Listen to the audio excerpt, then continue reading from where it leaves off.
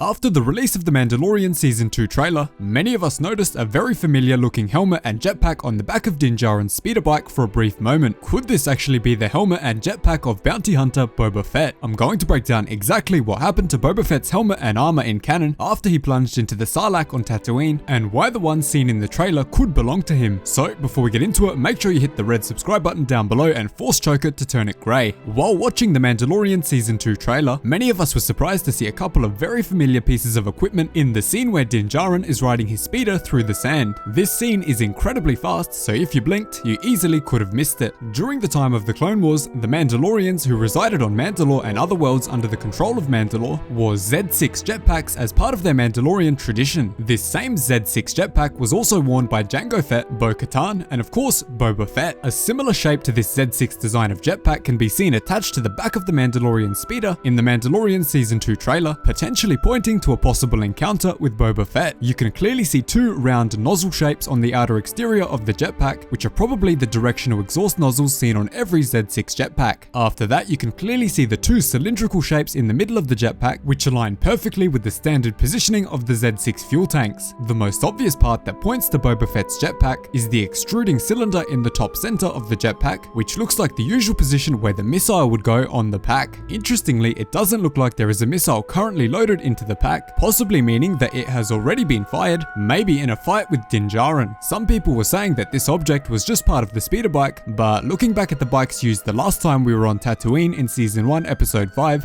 there is nothing similar attached to the back. The shot is also set on a desert planet, which of course could mean that the Mando is on Tatooine and happens to encounter the long-lost bounty hunter. Following that is the slightly less clear one, which is the helmet. The quality of the image and the speed of the shot make it extremely hard to tell what exactly this object is, but Star Wars Theory and others have pointed out that the object hanging on the side of the speeder bike does have a very similar shape to Boba Fett's helmet. As you can see from the image on screen now, the object has a round helmet shape combined with a small, very hard to see antenna or rangefinder. This one is a lot more unclear than the other, so we'll just have to wait and see if it does turn out to be true. We pretty much know for sure that Boba Fett will be in the show in some form because of the numerous reputable sources like The Hollywood Reporter that reported Tamura Morrison being cast as Boba and Captain Rex. But let me know what you think down below. Do you think this could be the Mando taking Boba Fett's armor after a fight with either Boba himself or Cobb Vanth, who we know took his armor? Now that leads us straight into the second theory. Because we know that Vanth has Boba's armor after the events of Return of the Jedi, it's very possible that instead of fighting Boba, Din Djarin actually fights Cobb Vanth and takes the armor from him instead. There were also rumors that Boba Fett would only have a small role in Season 2, but a much larger one in Season 3, potentially meaning that after defeating Cobb Vanth, the Mando could bring the armor to Boba in early Season 3. I think this is a really cool idea, but let me know what you think down below. For those of you who don't know the story of Cobb Vanth or how he is related to Boba Fett's story, I'll very quickly break that down. Cobb Vanth was a former slave on the planet Tatooine who had a deep, star-shaped scar carved into the skin of his back as a symbol of ownership from his slave owners. Sometime before the Battle of Endor, Vanth had freed himself from the harsh life of slavery and became a self-appointed sheriff of a small town on Tatooine called Freetown. After the death of Jabba the Hutt, Vanth encountered a henchman of the Red Key Raiders crime syndicate on Tatooine who was sent by his leader Lorgan Marvellin to retrieve Boba Fett's armor from the Jawas who scavenged it out of the Sarlacc. As the self-proclaimed lawman of Freetown, Cobb Vanth secretly knew that Adwin Charu, the henchman, was a member of the criminal syndicate because of his off-world clothing, but kept it quiet and offered to vouch for him to the Jawas so that he would be led directly to Boba Fett's armor and be able to take it for himself. Once inside the Jawa sandcrawler, Cobb Vanth demanded that he take Boba Fett's armor instead of Charu. Charu was obviously not able to allow this to happen because he was under the sickening threat of being executed by his crime lord boss if he failed to retrieve Fett's armor. Because of this, Charu quickly pulled his blaster on Cobb Vanth, but Vanth reacted just as fast, blasting a hole directly through Charu's shoulder. After this, Vanth took Boba's armor and wore it around Freetown as he patrolled the area. So because of this, I think that the Mando might have actually defeated Cobb Vanth and been able to take back Boba's armor from him. But that is the full theory on the Mandalorian Boba Fett helmet story. Thanks so much for watching, really hope you enjoyed the video. Cheers guys, hope to see you in the next one.